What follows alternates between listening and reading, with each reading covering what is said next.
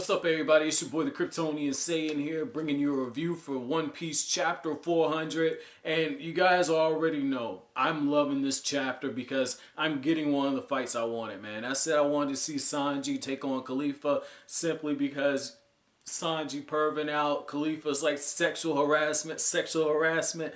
Oh, this is gonna be so comedic, man. Like, I have very high expectations for this. Like, I wanted Sanji to fight either Khalifa or Kaku, because Kaku, you know, he like jumps around a lot, and that means he's got really strong legs. But having Kaku and Zoro kind of show up and kind of go at it, that's gonna be really good to see too as well, because Kaku showed up on the ship while Zoro was asleep. So it's nice to see how there's like a little bit of character interaction already built in with some of these characters, and in some cases the parallels are just there. Like with Fukuro, Frankie basically drinks all these colas. Fukuro has that zip. Both of them run off at the mouth. So those two, they match up perfectly. Nami, I can't think of the guy's name, but Nami runs into the one that's really, really loud. And Nami, at least from how I saw her in the anime, like, I read her as being a little different, but I've been watching like the English dub and the Spanish dub for One Piece, and Nami's voice actress, you know, Nami gets a little loud, man. Maybe I just read her a little different. I know I'm probably gonna get killed for that, you know, Nami bias, but that's gonna be pretty cool to see. Usopp is fighting some dude that's asleep, and that brings me to the whole crux of this chapter.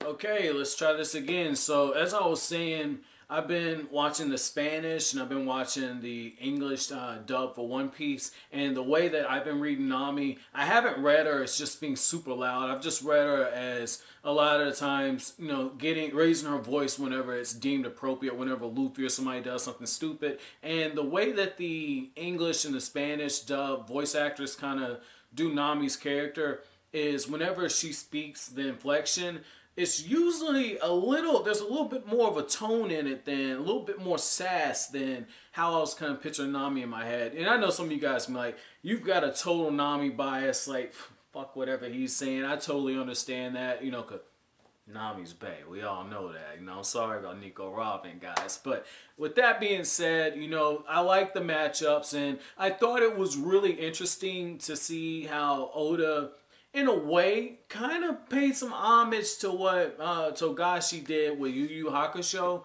And the reason I'm bringing that up is with Yu Yu Hakusho, particularly in Maze Castle, or Beasts, with the Saint Beasts and everything, one of the things we saw in that is you couldn't necessarily just depend on yourself. There was some level of teamwork in there, like when you had the Gate of Betrayal and everyone had to exert the same amount of spirit energy, and even then only one person could slip out, and it was teamwork in order to get through. And each of the fights, it just seemed like Togashi lined them up because they were the best character interaction for each of these characters. So that's pretty cool to see that. Again, I'm really excited to see Sanji and Khalifa fight. That's the fight that I just cannot wait to see.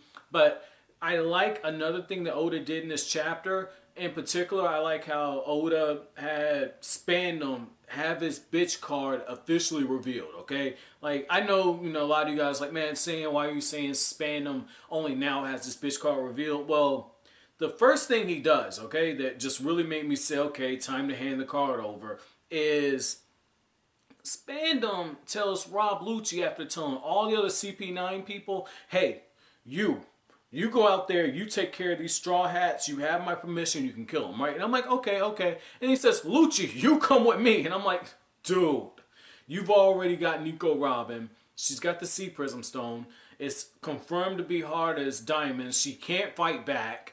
And you've got the elephant fruit, like the sword transforms into the, it's like you've got room. Like, I don't understand this. Like, for the life of me, I can't wrap my head around Spandam, because when I look at him, it just seems like he has everything custom built for him. And the whole time, he's talking so much trash to Nico Robin. He's telling Robin, yeah, nobody's gonna come for you. And you can tell he's just trying to tear her down. And I totally understand it. Because if you can get in her head, if you can bring her back down after Luffy's kind of built her back up, if you can do that, it all works in your favor. They're headed towards the gates of justice. So you know that like the clock is ticking at this point. And Sanji, once again, when Sanji shows up, Sanji puts in that work because Sanji says, hey, Luffy, you go get the pigeon guy. And I love how he calls Rob Lucci pigeon guy. He's like,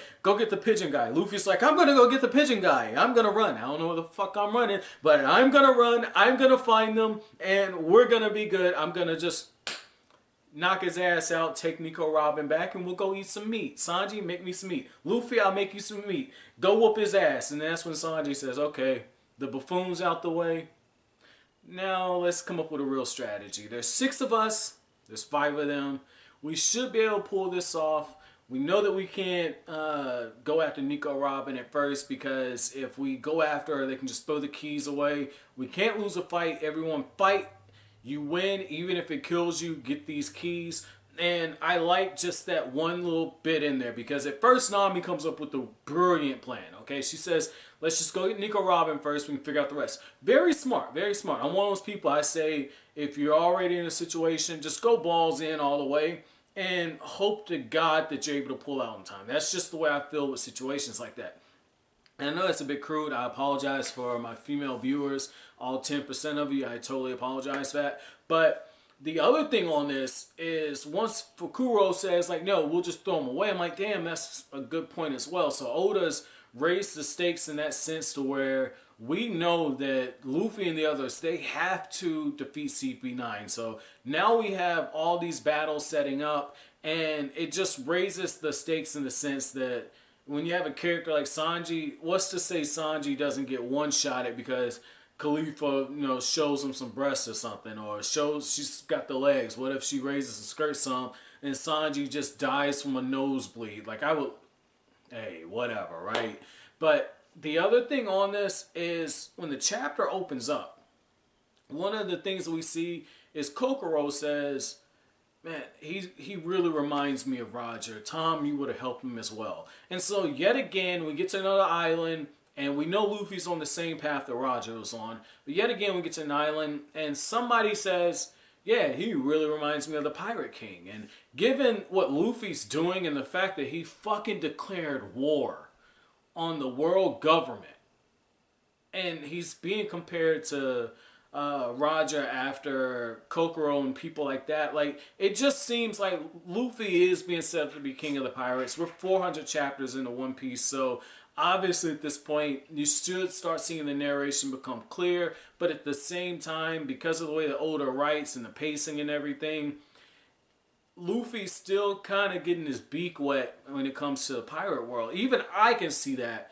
and I'm not fucking caught up yet. Like, he's still getting his beak wet, but the fact that he's being compared to Roger this early on, multiple times, it just really begs the question, can Luffy actually pull it off? Can Luffy actually become king of the pirates? And can he do it with this whole crew intact? That's the key, because, I mean, Usopp, Soge King, I saw that, I kept saying Sniper King, it's Soge King, right?